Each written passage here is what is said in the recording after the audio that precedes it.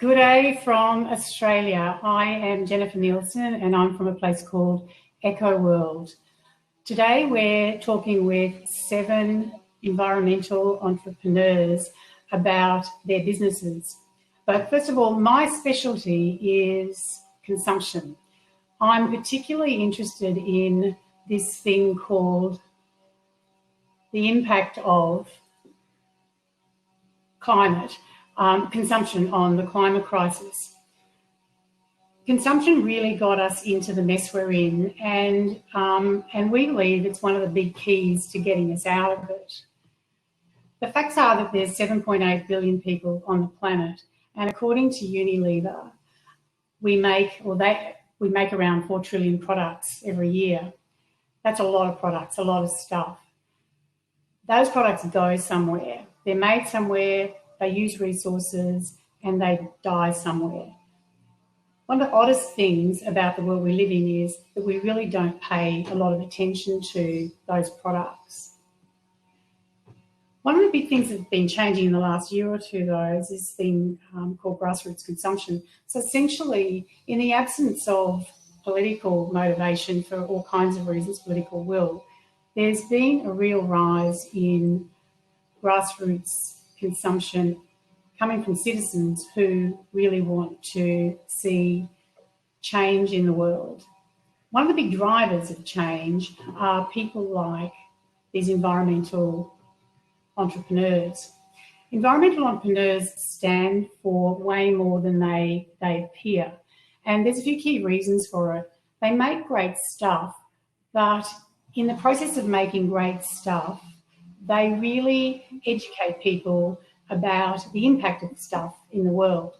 So today I want to share with you the journeys of 7 of these environmental entrepreneurs, starting with James Dutton, who discovered that 25% of the world reacts poorly to plastic wound strips. Maria Badilla, who educates and advocates for orangutans. Stephen Dunn, who literally is part of a movement that gangs up superannuation funds for citizen climate rights. I'm sure he'd be horrified to hear me say that, but in fact, that's what he really does. Graeme Ross, who discovered fashion's dirty secrets and is redesigning the way we think about waste in fashion.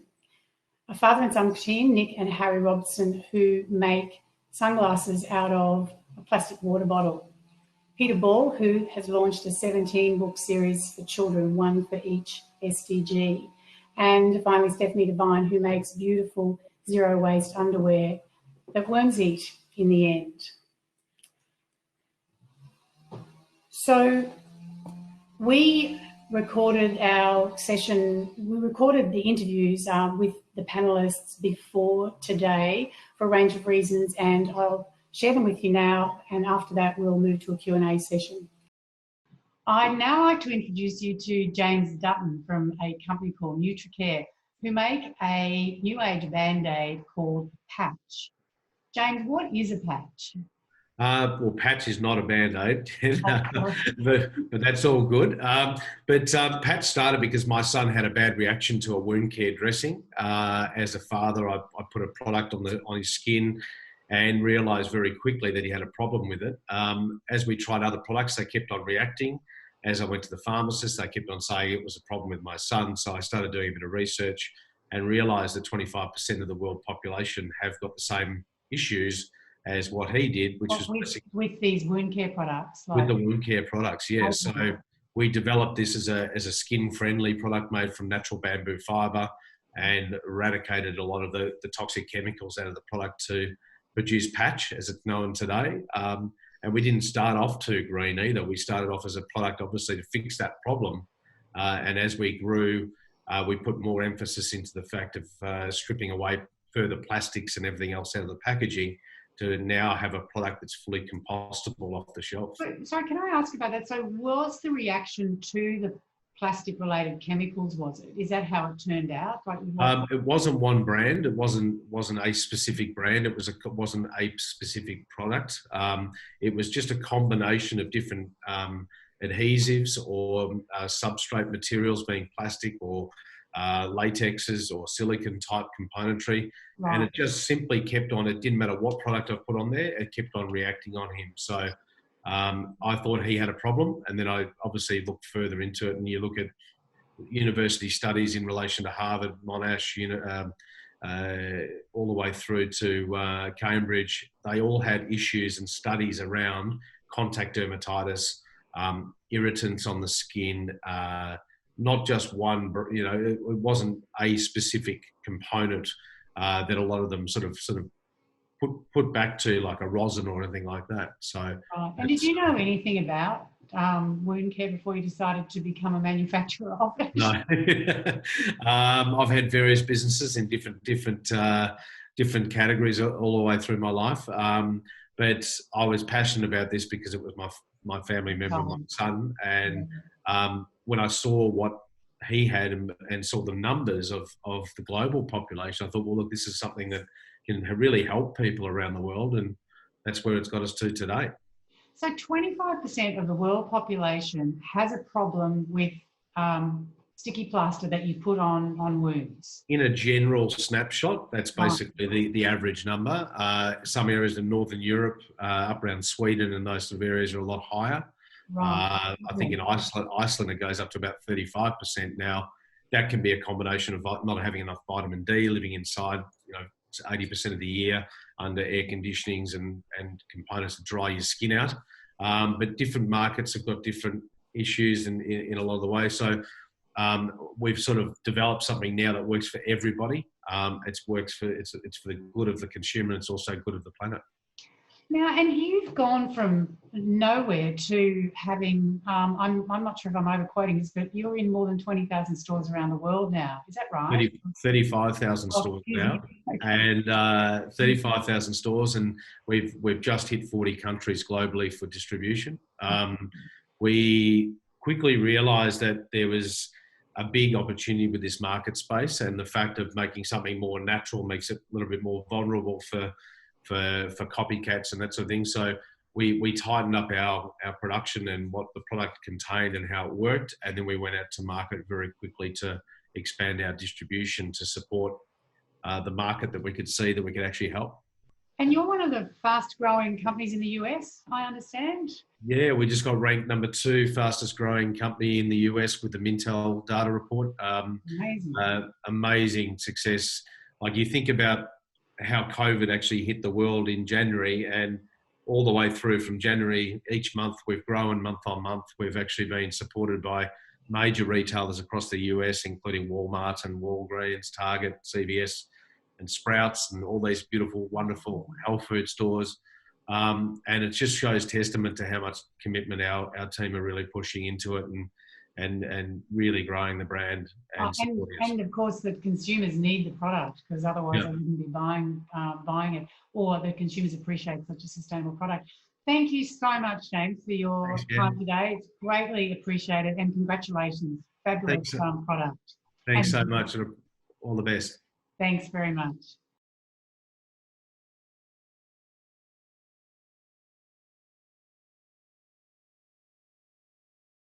Next, welcome to Maria Badilla from the Orangutan Alliance.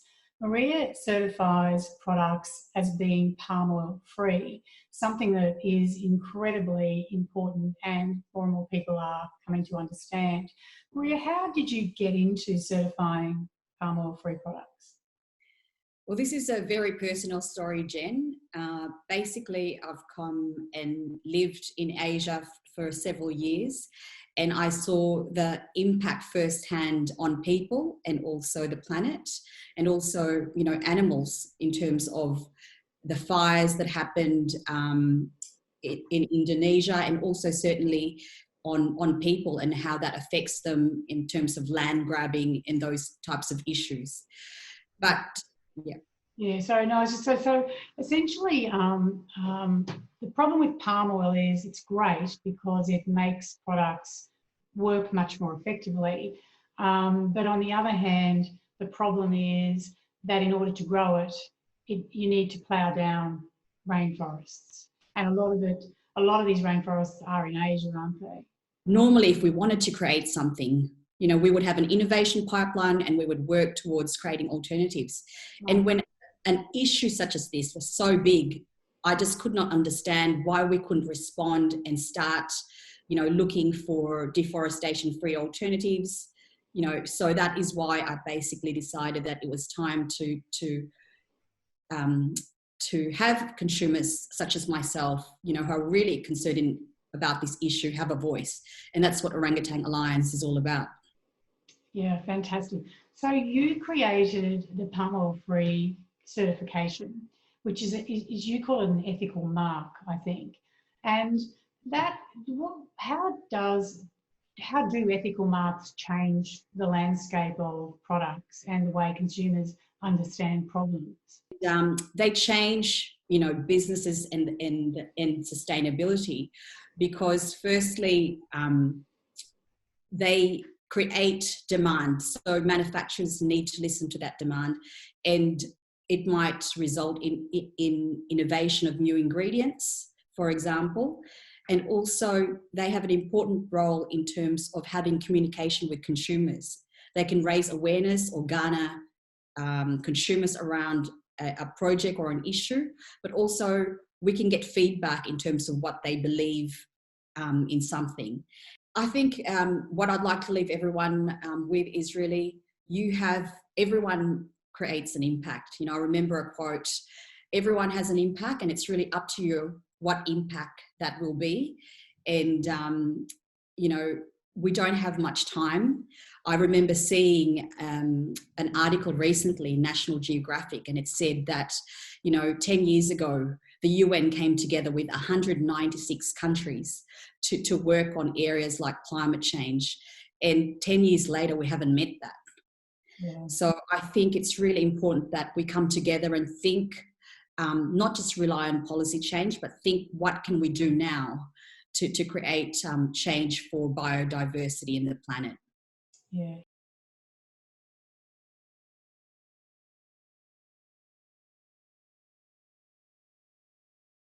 Next up, we have Nick and Harry Robson, who are very special people because they're a father and son founder team who are turning water bottles into sunglasses. Nick or Harry, I don't know who's going to tell us the story, but would you tell us a good citizen story? Gosh, it's a big one, isn't it? It started with you, didn't it? 2.5 years. 2.5 years. It started with Harry and his brother at school learning about plastic, which is wonderful. But you were a little bit upset about the animals and the planet, and Harry kept coming home really upset and said, "Dad, we can do something about this." And when you were 7 at the time, I think, you know, looks at you in the eye and says, well, what are we going to do? You have to kind of go, okay, we'll do something. So we thought about it, didn't we? And we came up with some ideas, and we realized that we could play our part. And whilst we might not be able to solve the problem, we can use our kind of skills and our story. So we looked at plastic bottles. Plastic bottles, I think there's 500 billion made, 7% get recycled. And we thought, what can we do with this bottle? There's got to be something. And we live in a hot climate. We looked at products and sunglasses. Sunglasses weigh exactly the same amount as a bottle. So we thought, if we can turn this bottle, one 600ml bottle, into a pair of sunglasses, wouldn't that be amazing? So can I just ask, what did you know about plastic and sunglasses before you decided to turn a plastic bottle into a pair of sunglasses? Well, we knew that much about plastic and knew that much about sunglasses. We started with a purpose, untrash the planet, and we had 4 principles that we thought, we don't need a business plan, it's too complicated. Right. No one sticks to them, and they can change overnight. One phone call can change a business plan. But our principles are always use 100% recycled plastic. No one or the planet ever gets harmed. Design a product that lasts and can be repaired. And what was your one? Every worker gets to spend time with their family. So if they're working on the weekend, they get fired. But 2.5 years later, yeah, we're on it. We never give up. So on that, 2.5 years later, you've gone from a father and son having a chat about the plastic waste on the planet, deciding that you were somehow going to find a way to turn it into a pair of sunglasses, and now you own a whole window in Selfridges in London. Yeah, I don't know how that happened. When I heard that we were going to be in Selfridges, and looked at the building, I was just like, That's a very big building. He thought it was a shop, like a tiny shop. Yeah, that's a very, I think this, look, if anyone's watching this, always back yourself with an idea, because you never know what's going to happen every day. But fast forward, yes, there's Prada, there's a doorway, there's good citizens. And we got the window just under 3 months. Amazing, amazing. And just on that point, so 2.5 years later, you've literally made thousands of pairs of sunglasses now. Are More you... failures. We're recycling that plastic. Oh, good man. Good man. What would you say about the impact that what the kinds of things you're doing can have on educating people and just getting consumers to behave better? How are people responding to it?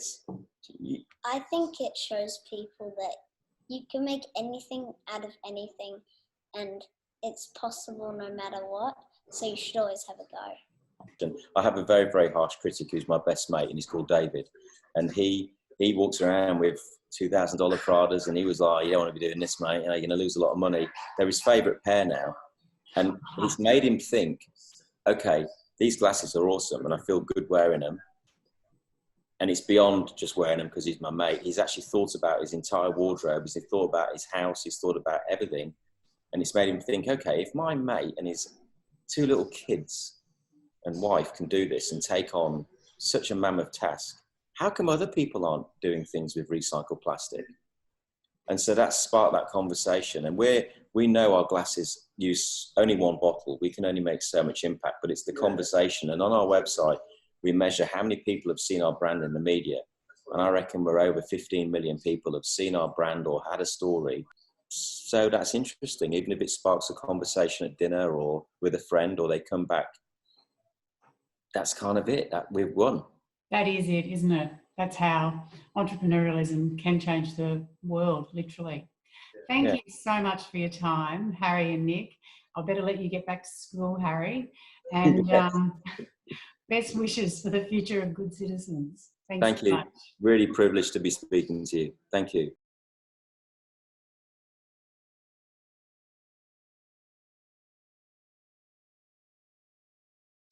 Next up, let me introduce you to Stephen Dunn. Stephen is the chair of the investor group Climate Change and also on the investment committee for superannuation fund CBUS. Stephen, you weren't always a climate-focused investor. And I'm just wondering, first of all, how did you find yourself in this space? Jen, I think that I found myself in this space primarily because of the risk that the climate poses to investors worldwide.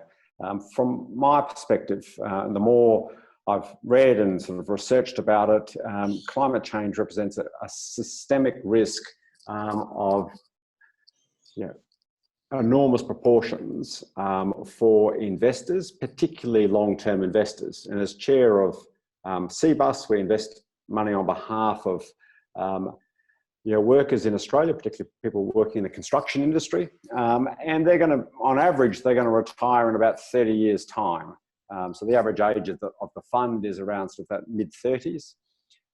So in about 30 years' time, around 2050, most of them are going to be retiring. And essentially, they're charging us with the responsibility of investing successfully for them over the next 30 years. And as I look forward, climate change represents the most systemic and most significant investment risk that we need to deal with. So you really see it through the lens of risk. And do you think, which came first? Was it people like you who started to realise that there was a risk in an investment sense, or was it coming from consumers who were worried about climate? I think it's sort of, it's easy to say a bit of both, but I do think investors, I won't say are late to the party. A number of investors have been sort of thinking about this for quite some time. But generally investors are held accountable over a very short period of time.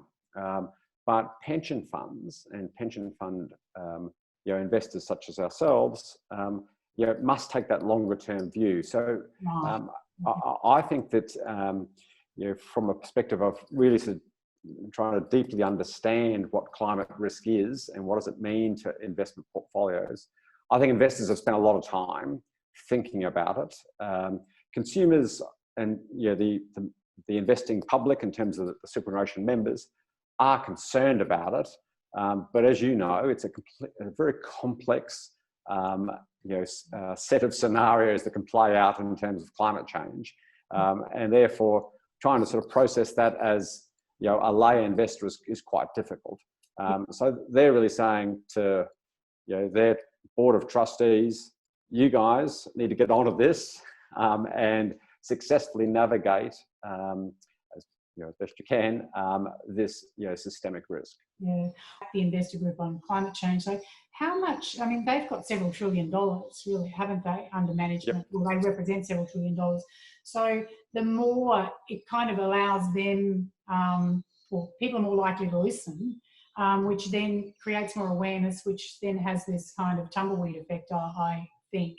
Do you see that? Oh, yeah, you're absolutely right. I mean, the aspect around sort of for a individual investor, individual shareholder in, for instance, BHP or in Rio or any of those has very little sort of influence. However, as a collective, then we have significant power, and I think that one of the initiatives under the IGCC banner is the Climate 100 initiative, which is really targeting the top 100 companies globally in terms of top 100 emitters on the listed stage, and engaging with them both from the collective superannuation funds here in Australia and fund managers, but also globally. And by actually coming to the table, you're speaking for a significant part of their shareholder base, and so management must listen. And we've seen sort of BHP, for instance, actually sort of change the way that they actually go about their membership with advocacy groups who advocate, like the Minerals Council, on their behalf, and ensuring that there is an alignment between what they say to us investors and also the membership that they're, or the advocacy groups that they're part of. And that's been a really quite important thing. But that only occurs when, for want of a better term, we gang up on them and get change, which we can do, as opposed to, I'm not saying that individuals actions are irrelevant. They're just not as powerful unless we can actually pool our resources together, which is what happens under IGCC and our sort of related groups across the globe. Yeah, it's certainly changed everything, really, in terms of being able to shift the dial. Stephen, we could talk all day. There's so much to cover. Thank you so much for your time today. Hopefully we'll catch up again soon. Thank you so much. Thanks, Thank you. Next up, Graeme Ross from Blocktex. Blocktex recover raw materials from fabrics. So Blocktex is a clean technology company. We've developed a chemical separation process that deals with blended fabrics. So if you think about your everyday items like your sheets and your linen, your shirts and your pants, often they are made out of two fibers, polyester and cotton.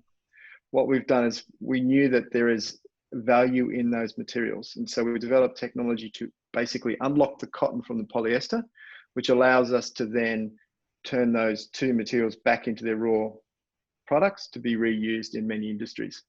So what are cotton and polyester really made of? Because that is the kind of thing that I don't think a lot of people understand.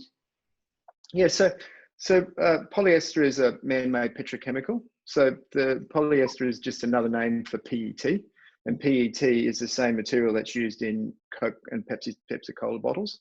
Right. It's just, and then cotton is the plant that's grown. What we think about cotton is we think about that to be a really healthy, natural product.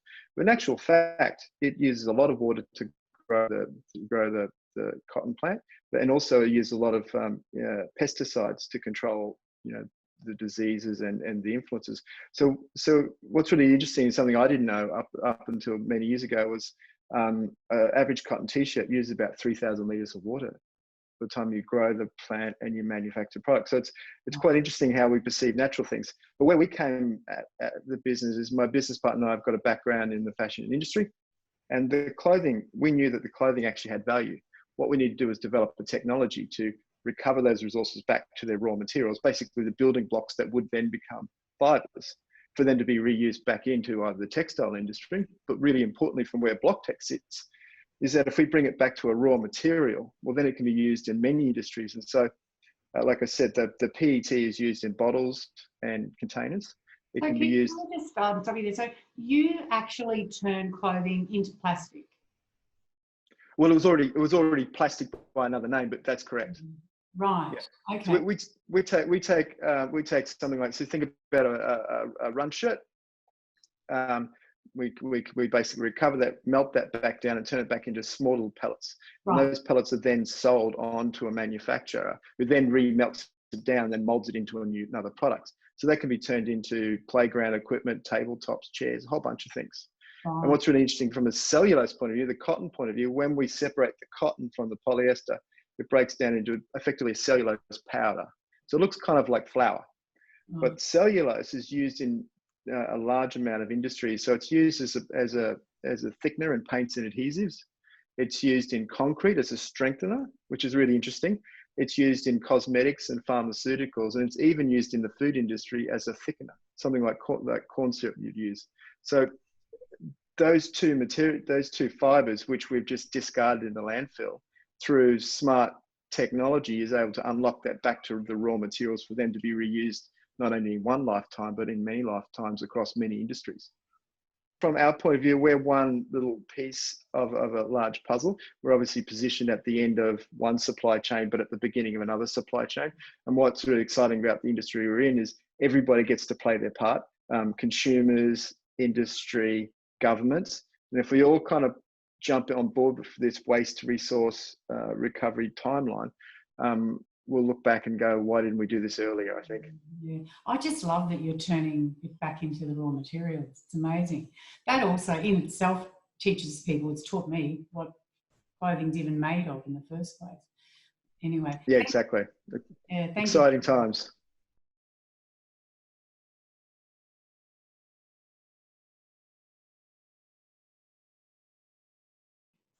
Next up is Peter Ball. Peter Ball has written a series of children's books, 17 of them in fact, one for each of the 17 SDGs. Peter, you're the first in the world, I think, to have actually written one book for each of the SDGs, which is surprising. I would have thought they'd already existed. We were surprised too, because we went looking for them and couldn't find anything in the sense that there wasn't specific children's books, and we were talking about young kids, beautifully illustrated children's books that we wanted to read to our own kids. So the reality is we thought, well, if we can't find them, let's write them.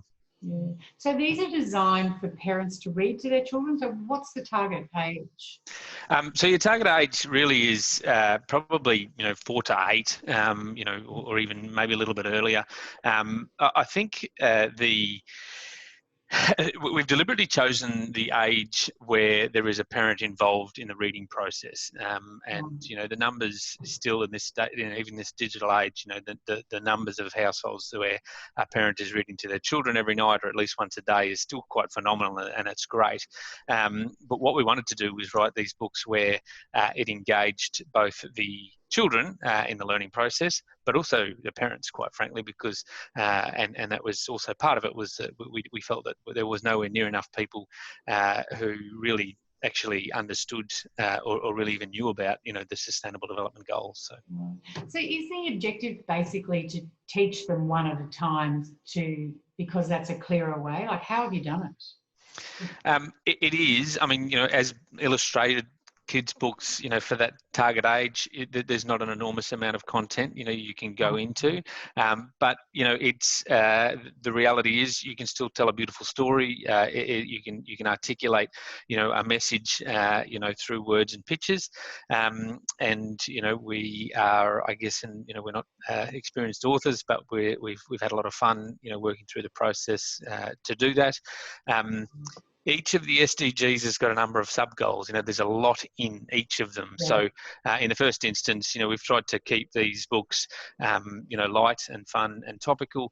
And, the reality is, beyond the books, in fact, the venture's called Beyond the Back Cover. There will be lots of opportunities for parents, with their kids or even on their own to venture beyond the back cover and to explore more, to learn more and engage in the goals. Yeah, that's phenomenal. Actually, you're also speaking to one of the things that seems to be a consistent theme with entrepreneurs in sustainable businesses. Many of them do things they've never done before. So you were never an author either. What made you decide to write 17 books? Yeah, ignorance maybe. I think it was actually something that we started to do with our kids, to be really honest. It was something that we had the idea around, how do we get more people informed and engaged with, the UN SDGs.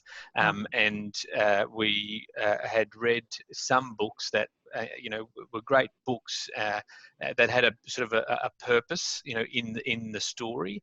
And, they seemed to be, the first books that they grabbed. And so we thought, well, actually, the SDGs are going to be they already are really important, but, in the lead up to 2030, if, as a planet, as a collective group of, citizens, if we're going to engage, if we're going to achieve these things, we need everyone to be on board, and we need everyone to know about them. So we thought, well, let's start with that. And, the decision makers around, food and waste and energy and, all of the things that the SDGs align to, it's the mums and dads. They're the decision makers. And so the subliminal, opportunity, I think, for us here is to engage with the kids, but actually, teach the parents as well. So that's brilliant. And they say, get them while they're young, because when they get older, they grow teeth. And they can indeed something about it, hopefully by 2030. It seems to be that the SDGs have been, front and centre for the last couple of years now with big government and with big organisations, which is great that they're adopting these things. I think if we stand any chance to achieve them by 2030, everyone needs to know about them. And I think the ability to sort of go, well, let's, get it into every household. That would be my plea, I guess. I think your goal is to have every 3-year-old nagging their parents up and down those supermarket aisles to buy an SDG book. That's what it should be. It would be an amazing outcome. Or lecturing the parents on what they're buying because they learned it in one of your books. There is some amazing studies done over time as to how people change behaviour, and listening to young children is actually something which drives significant behaviour change. So I can tell you on Eco World, which is the biggest eco community in Australia, that pretty much every new business, new or eco business in the baby space is started by a new mother, without fail. True story. Yep. And it's always for the things that you just no one's solving or aren't being solved well. So we're definitely listening to our kids from the minute they arrive. Absolutely. Yeah. Absolutely. Thank you so unbiased opinions. Yeah, indeed. Thank you so much for your time, Peter, and best of luck with the series. Thanks, Jennifer.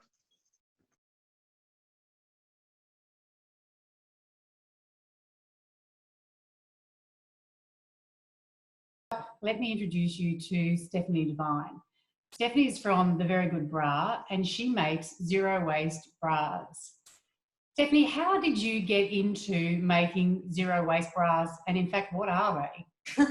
Okay, well, look, my story starts quite a long time ago when I was diagnosed with breast cancer in 2006. I was diagnosed on a Friday.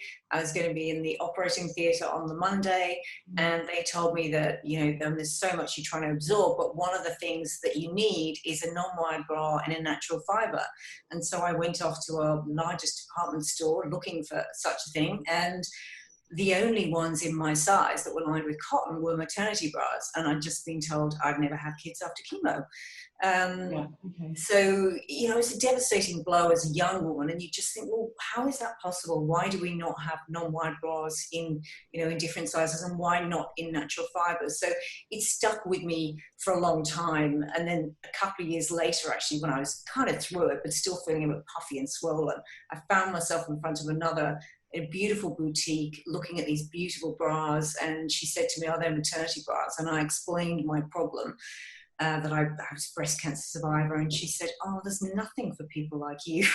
Oh my goodness. I know. So, and I was a bit shocked, and you know, I thought, well, it's just really wrong. I mean, there's 1 in 8 of us getting breast cancer. Why can we not make non-wide bras in natural fibres? What is wrong with the world?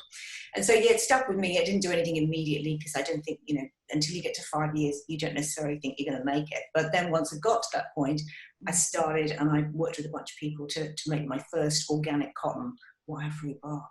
And but you wanted to take it for everyone, didn't you? I mean, it's amazing to survive breast cancer.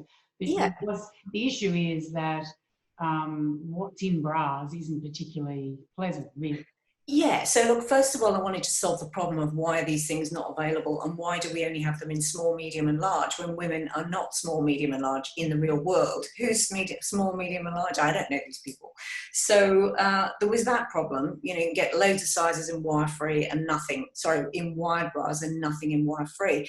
And then the more I learned about the industry and the fact that, you know, they're all made of polyester, and even the ones that are made of organic cotton or bamboo have spandex in them, or they've got nylon elastic or polyester sewing thread. And if there's, you know, 2 billion women potentially on the planet wearing bras, and the average woman owns 9 bras, that's 18 billion polyester bras going into landfill. And that's a hell of a lot of, you know,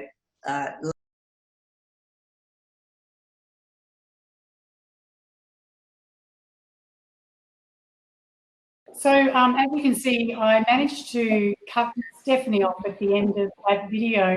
Stephanie, would you mind just finishing your story briefly? Sure, yeah. So I was motivated by all of the methane gas that was going to be created by 18 billion nylon bras going into landfill, and just decided that I really wanted to do something about it. And so, you know, I think you'd asked me at the time, you know, why do I carry on? And it's interesting listening to Harry. You know, if you don't know better, you just think, oh, I'm just going to do it. What could possibly be so hard? Why are people not doing this? And you know, of course, there were enormous amounts of challenges. There's only one type of elastic in the world that's completely 100% compostable, that's made of tree rubber and organic cotton, and it's made in Austria by a woman in Germany, and I had to buy it from an agent in the Netherlands first off, and travel there, you know, to convince her that, you know, to sell it to me. And then I had to find a factory in France to custom make the hook and eye pieces, because everything that gets made in China really is made with synthetic fibers and laminate and glue, and they just couldn't, they just obviously are not going to be suitable for the bra. So it's like I just got more pig-headed. The more people said, no, you can't do that, it's not possible, we haven't got one of those, I just thought, no, we're going to do it. I'm going to find a way. And the further you get into it, you actually just can't turn back. I'm sure it's a common story amongst everyone here. You just got to keep on going. So I did. Yeah, indeed. It's an amazing story. Actually, on the subject of being pig-headed, would anyone else like to comment on that point? Because it's definitely something that we all share. Harry, would you like to say something, or Nick? I think the question, you just got to have determination, haven't you, if you're going to do something. So if you want to do something, you have to put your mind to it. Otherwise, you're just going to be like, I don't know anything about this, so I'm just going to give up. You're not going to do that if you want to get to a stage where you sell it. It's definitely a trait, isn't it? I think everyone in this room today or on this call today, nobody actually did the thing that they or made the product or had anything to do with the product they're making today beforehand. Would anyone like to comment on that? I'd just like to say the one thing is, if you knew how hard it was going to be because you were from the industry, you might not start it in the first place. It almost takes that level of ignorance to decide to give it a go, because you just think, oh, that's too hard. Whereas if you don't know, you think, oh, I'll do that. What about you, James? I just love the fact that we're sitting in a group of people here. I just love Harry wearing those glasses 2 minutes ago when he was through the talk. But I love the fact that we're sitting in a room full of people that are actually not creating more waste in category. We're creating innovation, and if you don't have a pig-headed attitude and you don't apply yourself and you don't focus on where you really want to be, then don't do it, because that's what makes us all a little bit unique, in the fact that we've got that drive to keep on peeling the, I call it the onion, and how many layers you've got to peel off until you find that core. And that's, if you can learn how to do that journey and enjoy each layer, even though it's as bad and as good as what it can be, that's what drives our entire team. And that's what attracts the passion that you get from an amazing culture that drives the brand further. So I think we're all very fortunate that we've got great people around us that support our craziness and our ludicrous ideas. But I think you've just got to bite the bullet and go for it. Yeah, hero that I think for us, I love about working with Harry and his little brother is they just ask really honest questions that get cut through. Too many things are complicated in this world, and if something's complicated, people can't get behind it and adopt it because they don't understand it. You need people to share the thing you're doing. And so I think working with Harry and his little brother, it's just, we try and make it as fun as it can be. But when you're not making money, when problems, I think purpose, and ours is to your point, James, untrash the planet, not trash it more. So everything we do is that one filter. If it's untrashing it, we do it. If it's adding to the waste problem, we just don't do it. Would you agree? I think it's. Hey, Harry, can you make a custom set of sunglasses for our Pat the Panda? Okay. Yeah. I'll see how that goes. There is a right there. Yeah, we've got your product at home. It's in the drawer, so we know your product well, Jane. No, fantastic. Maria. Yeah, I think when you start on this journey, it's coming from some kind of demand. And it's quite interesting that, you find yourself when you start on the journey that there are a whole lot of other people that have got that same belief or looking for that same solution as you. And when you've got the guts and the determination and the passion, soon enough, people start joining the journey. You find the investors, you find the projects, for us, the projects to fund and support in conservation. And the talent comes. So I think it's that passion and really the need for a new type of innovation. Yeah, actually, and to that point, one of course, time is going to get us in the end, but I think there's two points I'd really like to do a quick whip around on to leave everyone that's watching with. And there's two things. I think one of the things that I see a lot across all businesses in this space is a lot of it's about not doing stuff. So to the point that was made earlier, it really is about not adding to the problem. It's either fixing the problem and not creating waste, or actually not doing something in the first place to actually create a problem. And I think, and then that swings around to consumption and the consumer. One of the biggest points that, as a group, each of you and millions of others like you around the world are doing is bringing an awareness to citizens in a way that I think is becoming incredibly important for the grassroots change movement. Could I get a comment from everyone on that, like how they see the momentum and the importance of that systemic impact that each of you have on making a difference. Who can I pick on first? Stephanie. Okay. Well, look, it's kind of a slow start, and you think, gosh, I've come up with this thing, compostable underwear. Does anybody really want that? Is that insane? But it's really growing. I mean, my biggest challenge now is actually keeping up with the demand. I don't have the window in Selfridges, but one day. But yeah, you do have Liberties of London, though, backing you. And that's significant, actually. Well, you do have Liberties of London. I guess that's my point, is that the big end of town is paying way more attention to the innovators in this space, which also has the effect of bringing it to mass markets. And that's very important. Yeah. That's exactly right. So, Liberty didn't have a knit in an organic cotton, and I didn't want to make unless it was in an organic cotton. I didn't want a BCI. And so eventually, after 18 months, they came up with a material that I could use because they love the idea and they recognize the potential of the smaller brands and the people doing more innovative things, and that really is the way of the future. So, that was a good way for someone tiny to influence someone a lot bigger. But, there's definitely such a lot of growth out there, organic growth. Yeah. Thanks, Stephanie. Graeme?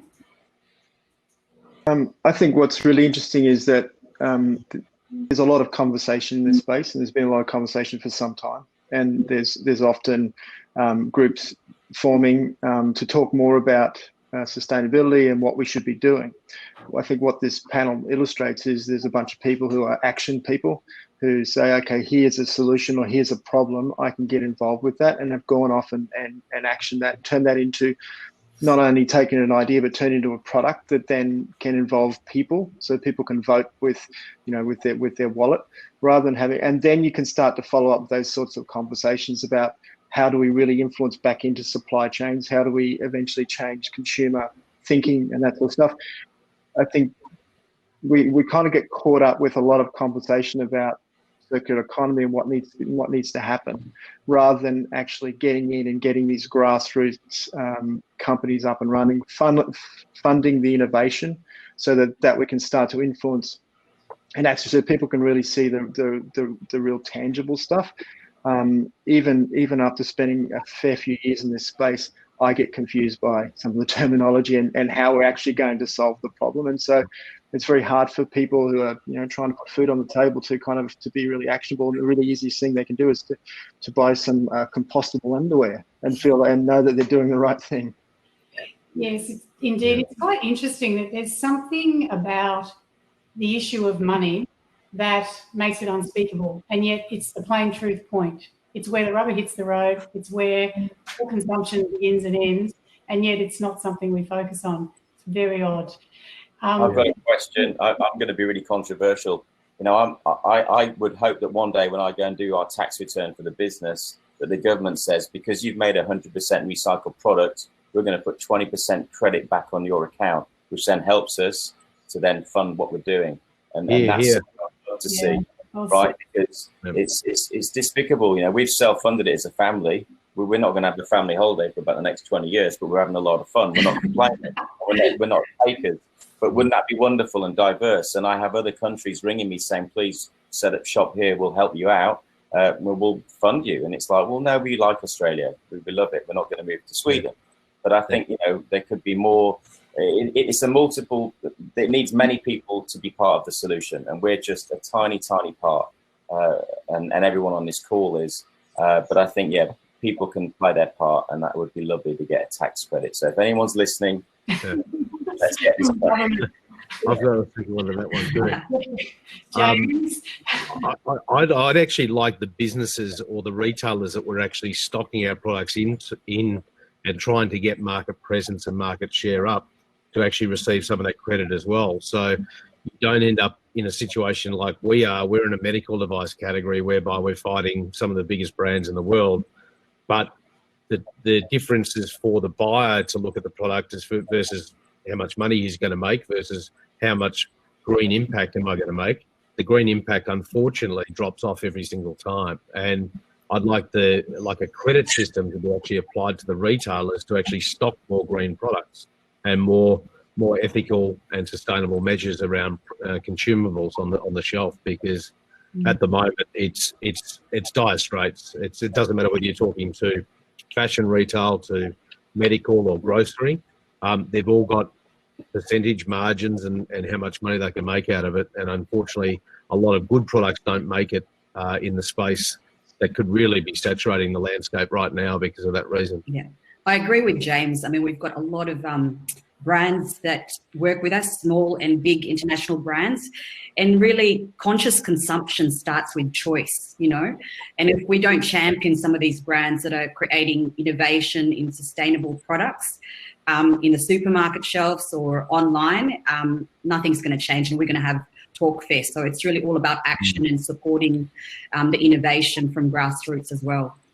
Yeah, and that can come from government, right? The government level can support major big box retailers that are stocking more and more green products on the shelf to encourage new NPD to come out, rather than lasting for 5 seconds and running out of money because you can't afford the marketing to stay on the shelf. They actually support the bigger guys to help the small guys through. And I think that can make a major change, and that's something that could be applied very, very simply from government and state level. You know, it's not it wouldn't be a hard thing to implement. I wonder if one of the interesting things that have emerged really in the last couple of years, which is why I also invited Stephen Dunn along. So is this link between pension funds and citizens starting to say, you know, enough's enough because 20, 30 years, I'm not going to have any money left to live on, essentially. So it's not even about a place to live. It's about money to live on because, you know, the investment is going to die. Just that angle makes me wonder whether there isn't something that would eventually cut across this retail space as well. We really need to keep on it, or looking for angles. Maybe it is putting pressure on people like, you know, pension funds and long-term investment, because they invest in shopping centres and these kinds of places as well. But certainly, you know, the retail fight, which I think is part of the reason it's hard to get a voice, isn't it? The retail fight has always been about those with the money have the marketing dollars, and the green guys are filling in, you know, the space, if that makes sense, without the money, which is why so many of them are manufacturers straight to market without having a retail infrastructure come. Anyway, you all know that. Can I just say thank you so much? We're going to get tipped out the women there's a panel for the Asian entrepreneurs on next. That's the We Empower competition, which is a global competition of women entrepreneurs who are furthering the cause for the planet we live on by 2030. Thank you all so much for your time, and thank you so much for your amazing work. And hopefully a year from now, when we're back here again, maybe we will see a big gap, you know, in how much we've advanced the cause at this point of purchase level. Thanks so much, everyone. Thanks, guys. Thank you. Thank you. Bye-bye. Bye.